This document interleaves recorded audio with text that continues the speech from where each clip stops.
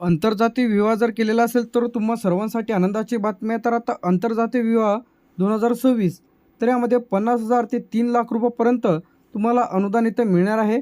तर यामध्ये 50,000 रुपये खात्यामध्ये जमा, कोणते कागदपत्र, पात्रता, फॉर्म घरबसल्या 2 मिनिटांमध्ये भरा। तर यासाठी आजच्या व्हिडिओमध्ये आपण माहिती पाहणार आहोत, तर व्हिडिओला स्किप न करता शेवटपर्यंत बघा। तर आता आंतरजातीय विवाह योजना 2026 संपूर्ण माहिती आपण आजच्या व्हिडिओमध्ये पाहणार आहे। सरकारकडून 50 ते 3 लाखापर्यंतचे अनुदान हे आता तुम्हाला इथे मिळणार आहे। कोण पात्र, अर्ज कशा पद्धतीने करायचा आहे?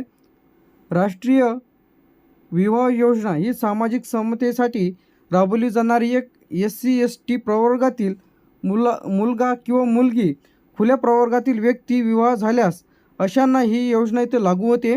काय हा महत्त्वाचा पॉईंट आहे, हा तुम्ही व्यवस्थित इथं पाहायचा आहे। SC आणि ST प्रवर्गातील, यानंतर इथे मुलगा किंवा मुलगी आणि खुल्या प्रवर्गातील व्यक्ती यांचा विवाह झाला असल्यास ही योजना लागू होते। तर आता या योजनेच्या अंतर्गत अनुदान किती मिळते? तर यामध्ये सरासरी 50,000 रुपये किती मिळते? 50,000 रुपये जे काही अनुदान तुम्हाला इथं मिळते। तर आता वेगवेगळ्या जिल्ह्यांमध्ये वेगवेगळी अमाऊंट इथं देण्यात येते।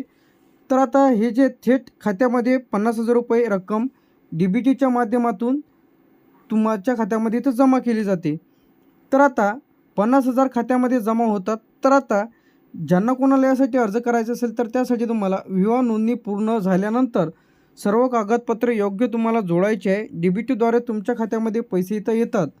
आधार लिंक बँक खात्यामध्ये जी काही 50,000 रुपयाची रक्कम आहे ती जमा केली जाते। तर आता बरेच जणांचं येईल की यामध्ये कोण पात्र आहे, पात्रता काय आहे आणि कोण पात्र राहणार आहे? यामध्ये विवाह कायदेशीर नोंदणीकृत असावा, म्हणजे तुमचं जे काही लव्ह मॅरेज असेल तर कोर्टमध्ये जे काही झालेलं असणे, म्हणजे तुमचा व्यक्ती सदर कास्टचा जर असेल तर यामध्ये विवाहातील एक व्यक्ती SC किंवा ST प्रवर्गातील असावा, म्हणजे तुमचा जो काही सदर व्यक्ती आहे ते कोणत्या कास्टचा असावा, SC किंवा ST। दोघेही महाराष्ट्राचे रहिवासी असणे आवश्यक आहे।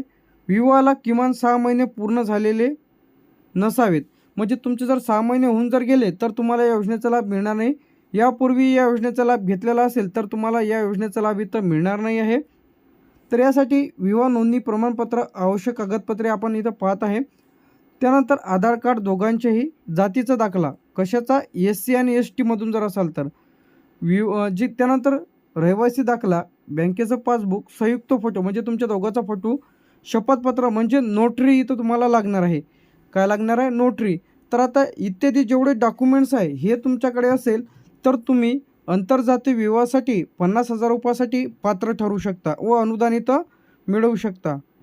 तर आता बरेच जणांचे प्रश्न येतील की तुम्ही अर्ज कसा करायचा आहे, ते आपण इथं आता पाहणार आहे।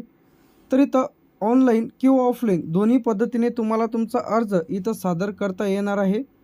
तर आता यामध्ये ऑनलाईन अर्ज समाज कल्याण विभागाच्या अधिकृत वेबसाईटवरती लॉग इन करून तुम्ही तुमचा अर्ज इथं सादर करून डॉक्युमेंट्स अपलोड करू शकता। दुसरं जे आहे यामध्ये ऑफलाईन, काय आहे यामध्ये ऑफलाईन आहे। तर इथं ऑफलाईन जे आहे तर आता यामध्ये समाज कल्याण कार्यालय, जिल्हा समाज कार्यालय अधिकारी, अर्ज फॉर्म कागदपत्रासह तिथं तुम्हाला द्यायचं आहे। तर आता अर्ज स्थिती व पैसे कधी मिळतात ते आपण इथं पाहणार आहे।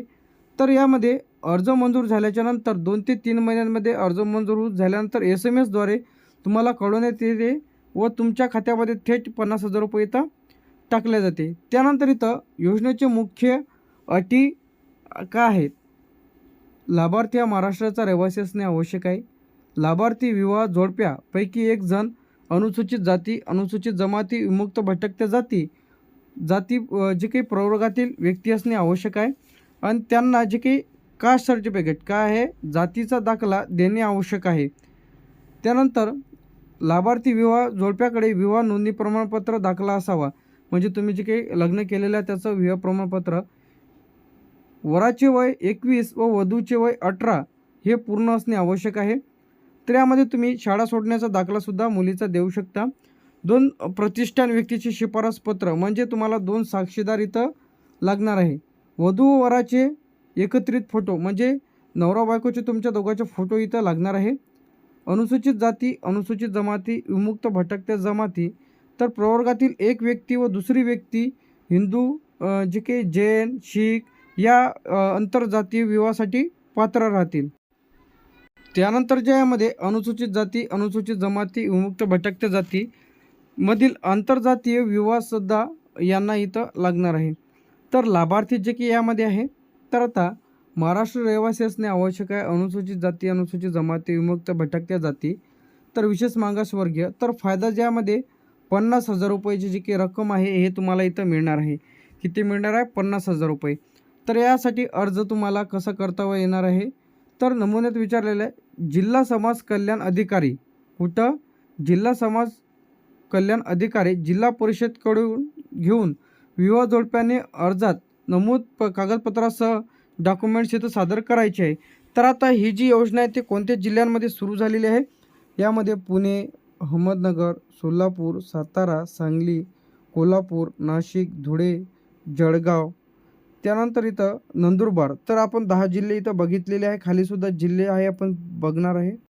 त्यानंतर इथे आपलं छत्रपती संभाजीनगर, जालना, बीड, लातूर, उस्मानाबाद, नांदेड, परभणी, हिंगोली, बुलढाणा, अकोला, अमरावती, वर्धा, नागपूर. तर हे जे काही जिल्हे यामध्ये आहे. त्यानंतर भंडारा, गोंदिया. तर आता या जिल्ह्यांमध्ये अर्ज प्रक्रिया इथे सुरू झालेली आहे. तर आता हे जे काही दुसरे जिल्हे आहेत, हे जिल्हे काय पेंडिंग आहे. मुंबई शहर, मुंबई उपनगर, ठाणे, पालघर, रायगड, रत्नागिरी, सिंधुदुर्ग, यवतमाळ, चंद्रपूर. तर या जिल्ह्यांमध्ये इथं टाईम लागणार आहे. त्यानंतर इथं जे काय आपलं यामध्ये येते गडचिरोली आणि वाशिम. तर या जिल्ह्यांचा समास आहे. ज्यांना कोणाला अर्ज करायचे असेल तर आता अर्ज इथं सुरू झालेले आहे. तर लगेच तुम्ही आंतरजातीय विवाह जर केलेला असेल तर 50,000चे अनुदान आताच मिळवा. ऑनलाईन अर्ज सुरू झालेले आहेत.